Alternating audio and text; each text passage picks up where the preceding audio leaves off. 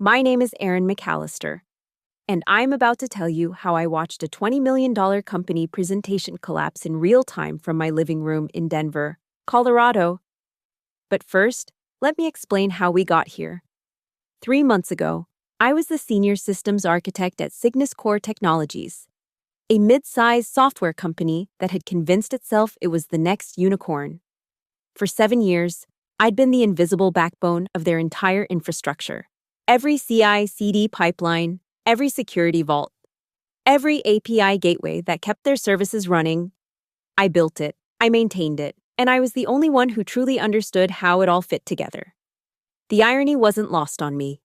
In a company full of people who love to talk about their contributions in meetings, I was the one who actually kept the lights on.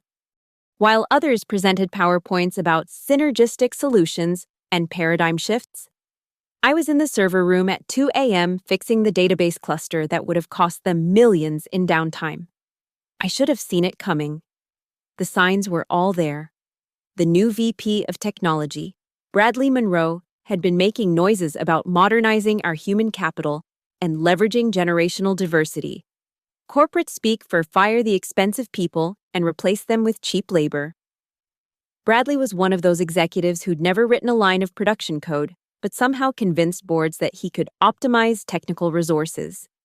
He had an MBA from Wharton and a smile that never reached his eyes. The kind of man who used buzzwords like digital transformation and agile methodologies without understanding what they actually meant. The day it happened, I remember sitting in my cubicle, reviewing the deployment logs from our latest staging release. Everything was running smoothly, too smoothly. Perhaps. The kind of smooth that makes executives think the system runs itself.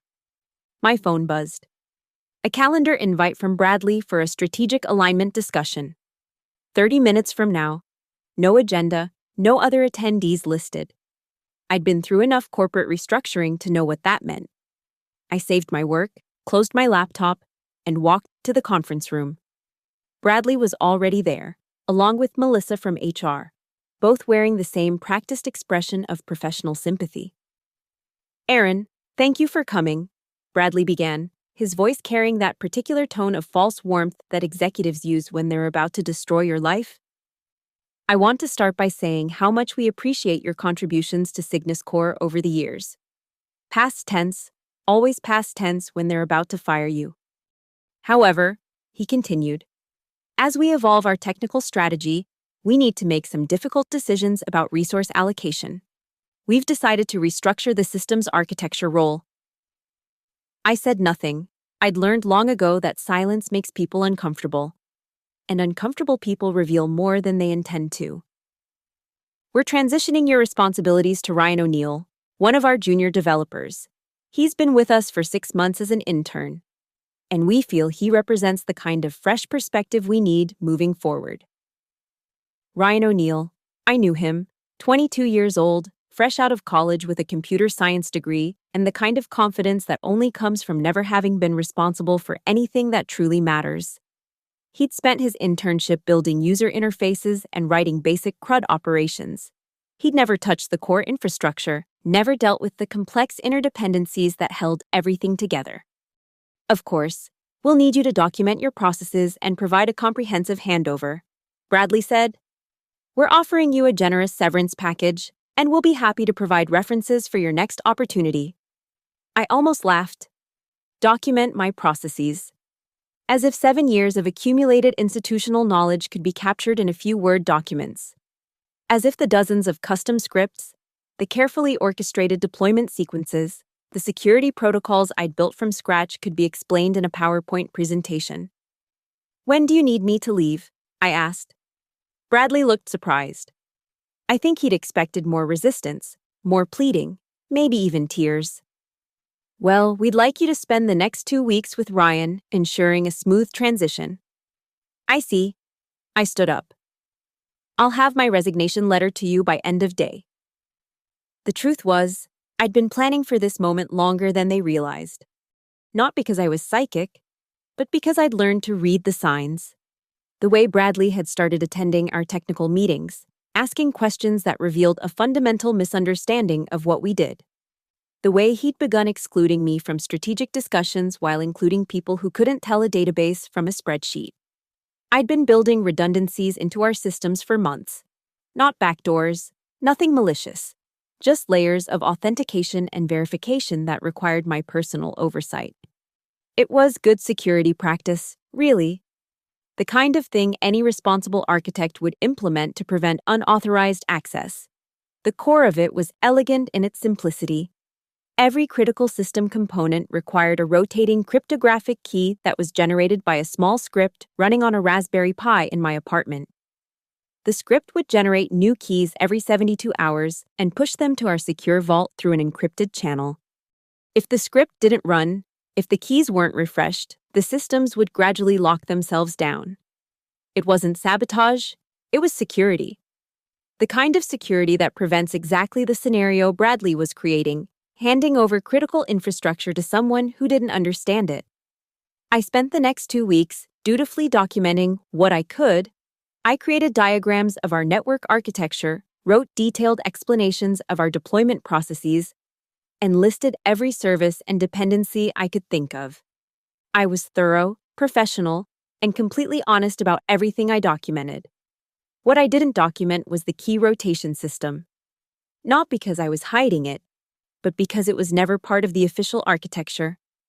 It was a security measure I'd implemented on my own time, using my own resources to protect the company from exactly the kind of disaster they were about to create. Ryan shadowed me during those 2 weeks, taking notes with the earnest intensity of someone who knows they're in over their head but is too proud to admit it. He asked good questions, showed genuine interest in learning, and I found myself almost feeling sorry for him. He was about to inherit a system that had taken me 7 years to build and understand, and they were giving him 2 weeks to learn it. "This is pretty complex," he said one afternoon, staring at a diagram of our microservices architecture. "How do you keep track of all the interdependencies?" "Experience," I replied. "And a lot of documentation. Make sure you read everything twice." He nodded seriously, making another note in his laptop. "Aaron, can I ask you something?" "Sure." "Why are you being so helpful? I mean, I know this situation isn't ideal for you." I looked at him for a long moment. He was young, probably younger than my brother, with the kind of earnest face that hadn't yet learned to hide his emotions. "Because you're not the enemy here, Ryan. You're just trying to do your job." My last day was a Friday. I cleaned out my desk, said goodbye to the few colleagues I'd actually miss, and walked out of Cygnus Core Technologies for the final time. As I drove home, I wondered how long it would take for them to realize what they'd done. I didn't have to wait long. The first email from Ryan came on Monday morning. Subject line: "Quick question about deployment pipeline." The email was polite, professional, and tinged with the kind of panic that comes from staring at a system that's supposed to work but isn't. Apparently, the automated deployment to staging had failed over the weekend, and he couldn't figure out why. I didn't respond immediately. I was no longer an employee of Cygnus Core Technologies. I had no obligation to provide free technical support to the company that had just fired me. The second email came 6 hours later. The subject line was less polite. "Urgent. Staging environment down." By Tuesday, I was getting emails from Bradley himself, professional but strained, asking if I could clarify a few points about the infrastructure documentation. I could read between the lines. Ryan was struggling, and the staging environment was still down. I didn't respond to those either. Wednesday brought a phone call from the CTO. David Kim, a man I'd actually respected during my time at the company. He was one of the few executives who understood the technical side of the business. "Aaron, I hope you're well," he said when I answered. "I was hoping you could help us with a small issue we're having with the deployment pipeline. I'm no longer an employee of Cygnus Core. David, I don't provide technical support to former employers." "I understand, but we're in a bit of a bind here. Ryan is doing his best, but there are some aspects of the system that aren't fully documented." I documented everything I could in the time I was given. There was a pause. "Aaron, The staging environment has been down for 3 days. We can't deploy new code. We can't run integration tests. The development team is effectively paralyzed. That sounds like an architectural problem. You should probably bring in a consultant. We're considering that, but I thought maybe you could take a look, just to point us in the right direction. We'd be happy to pay you as a contractor. I almost smiled. I'm not available for consulting work at the moment. David, I'm sure you'll figure it out. I hung up and poured myself a glass of wine. Outside my apartment window, Denver was settling into its autumn colors, and I had a perfect view of the mountains. For the first time in months, I felt truly relaxed. Thursday brought a different kind of email. This one was from Ryan, and it was clearly written by someone who hadn't slept in days. Aaron, I know you don't owe me anything, but I'm desperate. I've been trying to fix the staging environment for 4 days now, and I can't figure out what's wrong. I've read all your documentation. I've tried everything I can think of, and nothing works. Bradley is furious, and I think I'm going to lose my job. I know this is probably the last thing you want to hear, but if you could just give me a hint about what I'm missing, I'd be forever grateful.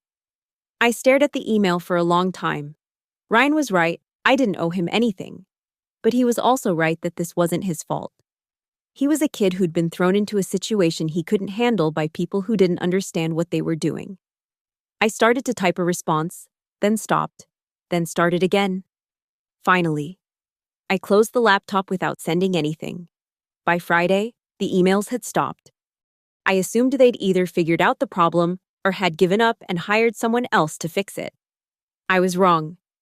The next communication I received was a legal letter, delivered by certified mail on Saturday morning. Cygnus Core Technologies was threatening to sue me for sabotage and breach of fiduciary duty. They claimed I had deliberately compromised company systems and demanded I provide immediate technical assistance to restore functionality.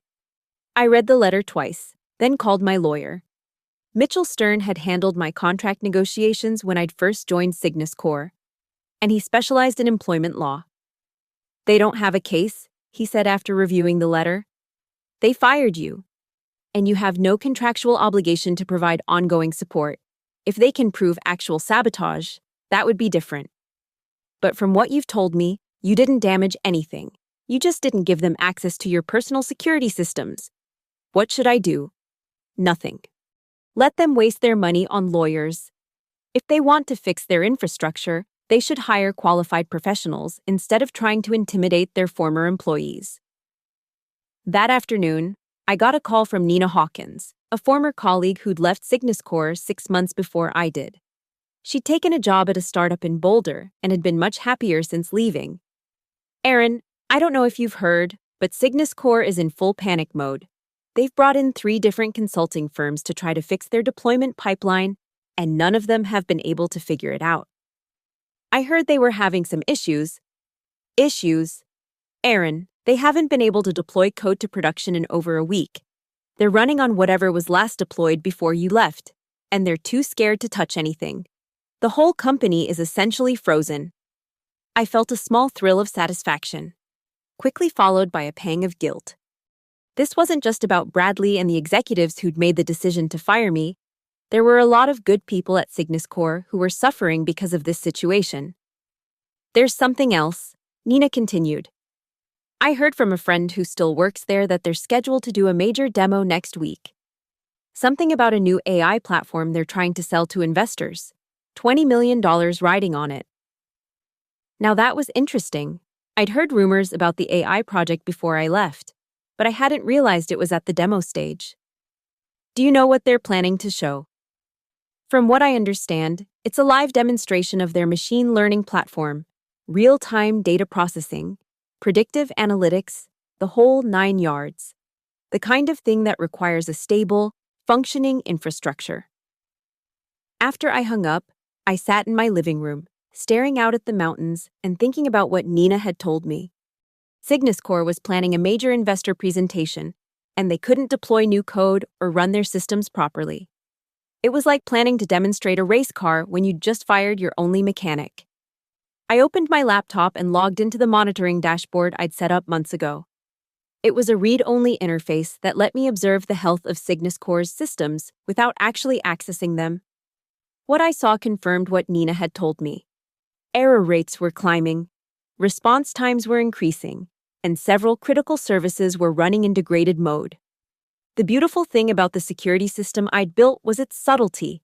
It didn't crash anything outright. Instead, it gradually reduced system performance and reliability as authentication tokens expired and weren't renewed. To an outside observer, it would look like the natural result of poor maintenance and lack of expertise. Which, in a way, it was. Over the weekend, I received 2 more emails from Ryan. The first was professional, but desperate, asking if I would consider coming back as a contractor to help with the transition. The second was more personal. Aaron, I know you have every right to be angry about what happened. I know I'm just the kid who took your job, and I know you don't owe me anything. But I'm in way over my head here, and I think Bradley set both of us up to fail. I never wanted to replace you. I just wanted to learn from you. If there's anything I can do to make this right, please let me know. I read that email several times. Ryan was learning what I'd known for months, that he was a pawn in someone else's game. Bradley had needed a scapegoat for when things went wrong, and Ryan was perfect for the role. Young, inexperienced, expendable. Monday morning brought a flurry of activity. I woke up to 17 missed calls from various Cygnus Core numbers, 6 voicemails, and a dozen emails. The production environment had gone into complete lockdown over the weekend. No deployments, no updates, no new configurations. The company was effectively running on fumes. I listened to the voicemails while I made coffee. The progression was fascinating to observe. It started with polite requests for assistance, escalated to frustrated demands, and ended with what sounded like barely controlled panic. The last voicemail was from Bradley himself, and his carefully cultivated executive composure was starting to crack. Aaron, this is Bradley Monroe. I think there's been a misunderstanding about the situation. We'd like to discuss bringing you back as a senior consultant to help resolve these technical issues. Please call me back as soon as possible. I deleted the voicemail without responding. By Tuesday, word had gotten out. The local tech community in Denver was small enough that news traveled fast, and the story of Cygnus Core's infrastructure collapse was making the rounds. I started getting calls from recruiters, former colleagues, and even competitors who'd heard about the situation. The most interesting call came from Marcus Webb, the CTO of a competing company. Aaron, I don't know what happened over there, but I heard Cygnus Core is in serious trouble. If you're looking for a new opportunity, we'd love to talk. I'm taking some time off, I replied, but I appreciate the offer. No problem. Just know that the offer stands. What you built at Cygnus Core was impressive, and anyone who can architect systems like that has a place in this industry. That evening, I got a call from David Kim again. This time, his tone was different. Less professional courtesy, more genuine concern. Aaron, I'm going to be straight with you. We're in serious trouble. The demo is scheduled for Thursday, and we can't guarantee that our systems will hold up under the load. We're talking about $20 million in potential investment and the entire future of the company. That sounds stressful. It is. Look, I know Bradley handled your departure poorly. I know you have every right to be angry about what happened. But there are a lot of good people at this company whose jobs depend on this demo going well. People who had nothing to do with the decision to let you go. I felt a familiar stab of guilt. David was right. There were engineers, designers, project managers, and support staff who were about to suffer because of decisions made by people who didn't understand the systems they were responsible for. What are you asking me to do, David? Come back, not permanently, just for the week. Help us stabilize the systems for the demo. Name your price. I was quiet for a long moment. In the background, I could hear the sounds of a company in crisis, raised voices, urgent conversations, the kind of controlled chaos that comes from trying to solve a problem that's beyond your understanding. I'll think about it, I said finally. Aaron, I need an answer by tomorrow morning. The demo is in 2 days. I said I'll think about it. I hung up and poured myself another glass of wine. Outside, The sun was setting behind the mountains, painting the sky in shades of orange and purple. It was beautiful, peaceful, and very far from the panic and desperation I'd just heard in David's voice. The truth was, I'd already made my decision. I wasn't going back to Cygnus Corp, not as an employee, not as a contractor, not as a consultant. They'd made their choice when they fired me and handed my life's work over to an intern. Now they could live with the consequences. Wednesday morning, I woke up to a text message from an unknown number. "This is Ryan. I know you probably don't want to hear from me, but I wanted you to know that I'm sorry. I never meant for things to turn out this way. I hope you can forgive me someday." I stared at the message for a long time. Ryan was collateral damage in this situation, just like the other employees who were about to suffer when the demo inevitably failed. He was young, naive, and had been manipulated by people who should have known better. I typed back, "You don't owe me an apology. Ryan, you're not the one who made the decision to fire me." His response came back immediately. "But I'm the one who took your job." "No, you're the one who was given an impossible task by people who didn't understand what they were asking you to do. There's a difference." I've been trying to fix this for 2 weeks.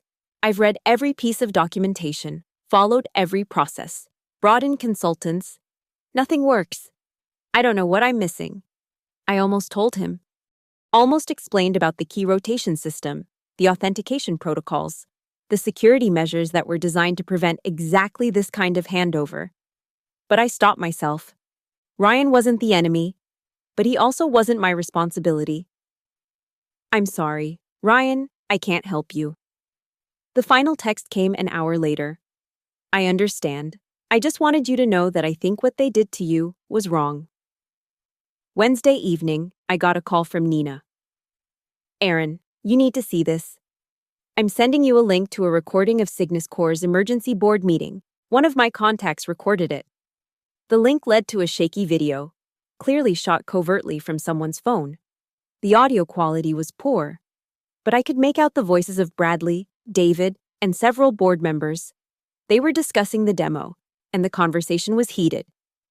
"How the hell did we get into this situation?" one of the board members was saying. "We're less than 24 hours away from the biggest presentation in the company's history, and our systems are held together with duct tape and prayer." "It's Aaron McAllister," Bradley replied, his voice tight with anger. "She sabotaged our systems before she left. She's holding us hostage." "Did she break the law?" another voice asked. "We don't know. Our lawyers are looking into it. But even if she did, that doesn't help us with tomorrow's demo." David's voice cut through the arguing. "She didn't sabotage anything. She built security measures into our systems that we don't understand. It's not sabotage. It's competent engineering that we're too inexperienced to work around." "So what are you saying?" Bradley snapped. "I'm saying we never should have fired her. I'm saying we put an intern in charge of systems that required a senior architect. I'm saying we created this problem ourselves." The video ended there, but I'd heard enough. Bradley was trying to blame me for the company's problems, while David was telling the truth about what had actually happened. It was a small vindication, but it felt good to know that at least one person in leadership understood the reality of the situation.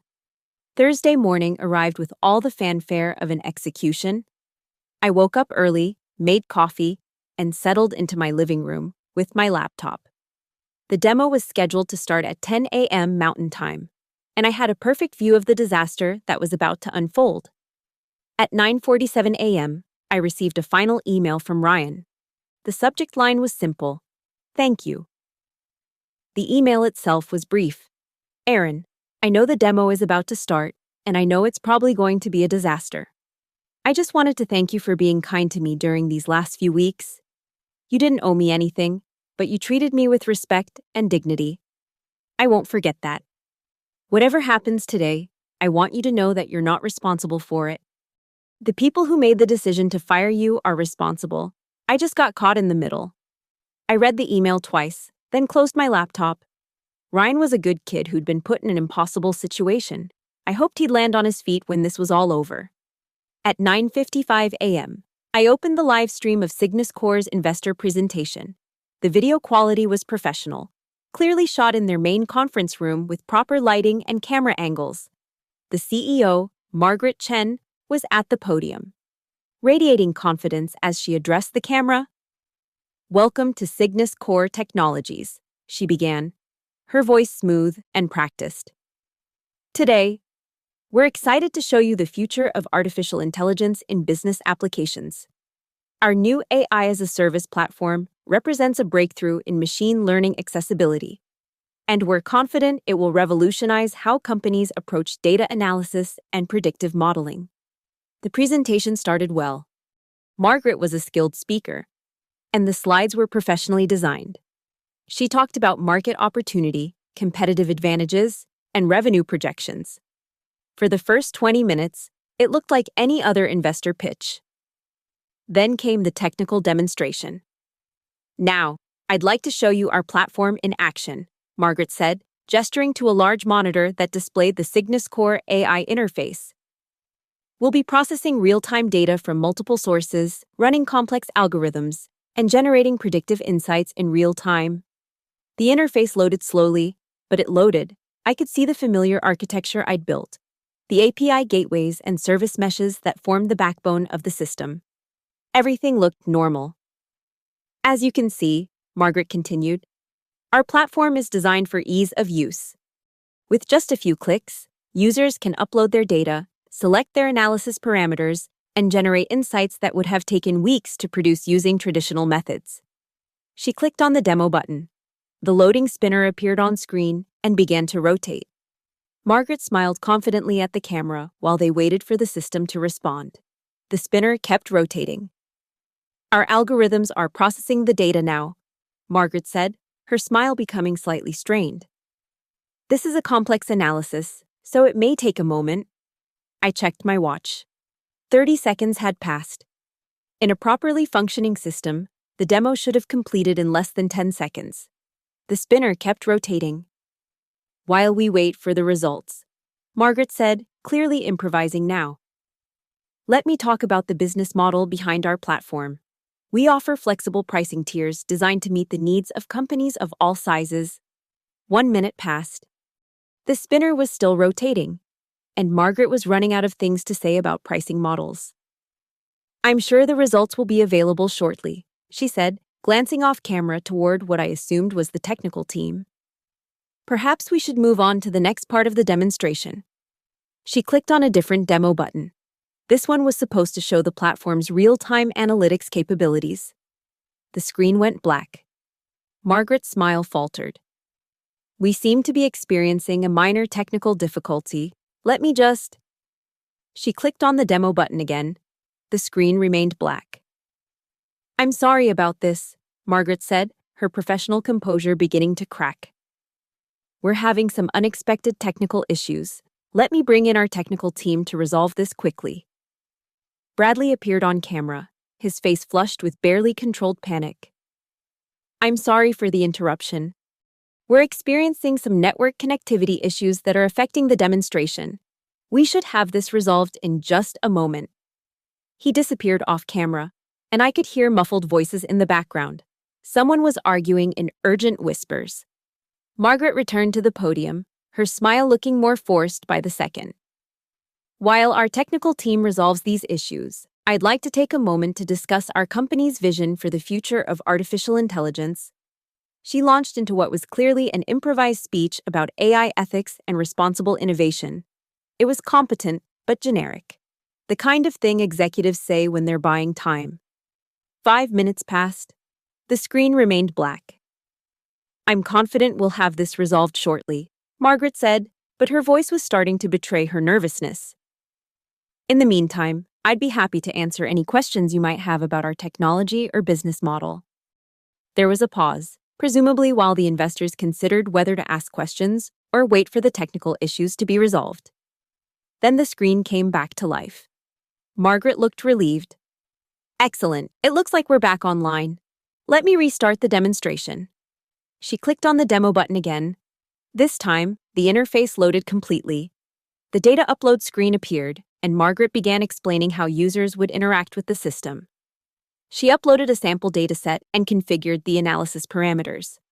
"Now, When I click Run Analysis, you'll see our algorithms process this data in real time and generate actionable insights. She clicked the button. The system responded immediately, but not in the way anyone expected. Instead of processing the data, a cascade of error messages began appearing on screen. Database connection errors, authentication failures, service timeouts, all the symptoms of a system that was collapsing under its own weight. This isn't... Margaret stared at the screen in horror as more error messages appeared. This isn't supposed to happen. Bradley rushed back onto camera. We're experiencing some unexpected system instability. I'm sure we can resolve this quickly. But the errors kept coming. Service after service was failing, each one triggering a cascade of failures in dependent systems. I watched with fascination as the carefully orchestrated infrastructure I'd built began to shut itself down, layer by layer, exactly as it was designed to do when authentication protocols weren't properly maintained. "Ladies and gentlemen," Margaret said, her voice strained with the effort of maintaining professionalism, "I'm afraid we're going to need to reschedule this demonstration. We seem to be experiencing some technical difficulties that require immediate attention." The live stream cut to black. I closed my laptop and leaned back in my chair. Outside my window, Denver was enjoying a beautiful autumn day. The mountains were clear, the sky was blue, and somewhere across the city, Cygnus Core Technologies was dealing with the consequences of their decision to fire their senior systems architect and replace her with an intern. My phone buzzed with a text from Nina. "Holy shit, did you see that? The whole thing just imploded on live stream. The investors looked like they wanted to crawl under the table." I texted back, "I saw it. How are you feeling about your decision to leave when you did?" Like I dodged a bullet, word is already spreading through the tech community. This is going to be a case study in how not to manage technical transitions. An hour later, I received a call from David Kim. I let it go to voicemail. The voicemail was brief. "Aaron, I know you're probably not interested in talking to us right now, but I wanted you to know that I'm sorry. You were right about everything, and we were wrong. I hope you find a company that appreciates what you bring to the table." I saved the voicemail. David was one of the good ones. And I genuinely hoped he'd land somewhere better when Cygnus Core inevitably collapsed. That evening, I received a final email from Ryan. There was no subject line, and the message was simple. "Thank you for everything. I learned more from you in 2 weeks than I learned in 4 years of college. I'm sorry it ended this way." I replied, "You're going to be fine. Ryan, you're smart, you're willing to learn, and you're not afraid to admit when you don't know something. Those are rare qualities in this industry. Find a company with good mentorship, and you'll do great." I never heard from him again, but I hoped he took my advice. Over the next few days, news of Cygnus Core's demo disaster spread through the tech community. The story was too good not to share. A company fires their senior architect, hands the systems over to an intern, then watches everything fall apart during a crucial investor presentation. I received dozens of job offers, consulting requests, and interview invitations. Apparently, the story had enhanced my reputation rather than damaged it. People understood that I'd built something so complex and well-designed that it couldn't be easily replicated or replaced. 2 weeks later, I read in the local business journal that Cygnus Core Technologies had filed for Chapter 11 bankruptcy. The failed demo had cost them their investment round, and without fresh capital, they couldn't sustain their operations. The company was being liquidated, and the employees were being laid off. I felt a pang of sadness for the people who'd lost their jobs through no fault of their own. But I also felt a sense of closure. Cygnus Core had made a choice when they decided that experienced professionals were expendable. They'd gambled that their systems were simple enough to be managed by anyone, and they'd lost. I never found out what happened to Bradley Monroe, and I never cared to look. Men like him always land on their feet, usually at another company where they can make the same mistakes with different people's livelihoods. I never found out what happened to Ryan O'Neill either, though I hoped he'd found a place where he could learn and grow without being thrown into situations beyond his experience level. As for me, I eventually took a position at a smaller company that valued expertise over cost savings. I built them a solid, maintainable infrastructure that could actually be documented and transferred if needed. I made sure there were no single points of failure, no secret systems, no hidden dependencies. But I also made sure that any future employer would understand exactly what they were getting when they hired me, and exactly what they'd be losing if they decided to let me go. The story of Cygnus Core became a cautionary tale in the Denver tech community. It was shared in engineering meetings, discussed in business schools, and referenced in articles about the importance of institutional knowledge and technical debt. I became something of a legend in certain circles, the architect who built systems so sophisticated that they couldn't be reverse engineered by the people who fired her. It was a reputation I was comfortable with, because sometimes the best revenge isn't active sabotage or dramatic confrontation. Sometimes, the best revenge is simply building something so well that it can't function without you, then walking away and letting natural consequences take their course. In the end, Cygnus Core Technologies destroyed itself. I just gave them enough rope to do it with. And on quiet evenings in my Denver apartment, when I'm sitting by the window watching the sunset paint the mountains in shades of gold and crimson, I sometimes think about that final moment of the demo. The cascade of error messages, the look of horror on Margaret's face, the sound of $20 million evaporating in real time. It was beautiful, in its way. The kind of beauty that comes from watching a complex system behave exactly as it was designed to behave. Even when the people responsible for it don't understand what they're looking at. They thought they were buying a race car when they hired me. They thought they were saving money when they fired me. They thought they were being clever when they replaced me with someone who cost half as much. They never understood that what they actually had was a precision instrument, calibrated by years of experience and maintained by someone who understood every component, every dependency, every potential point of failure. When they fired the mechanic, they didn't get a cheaper car. They got an expensive pile of parts that couldn't work without the person who understood how to put them together. The sunset fades, and I close my laptop. Tomorrow, I'll go to my new job, where I'll build new systems and solve new problems for people who understand the value of expertise. But tonight, I'll pour myself a glass of wine and think about the demo that destroyed a company, the intern who inherited an impossible task, and the executives who learned too late that some things can't be replaced with cheaper alternatives. In the end, Cygnus Core Technologies got exactly what they paid for. They just didn't understand what they were buying until it was too late. And that, perhaps, is the most beautiful revenge of all.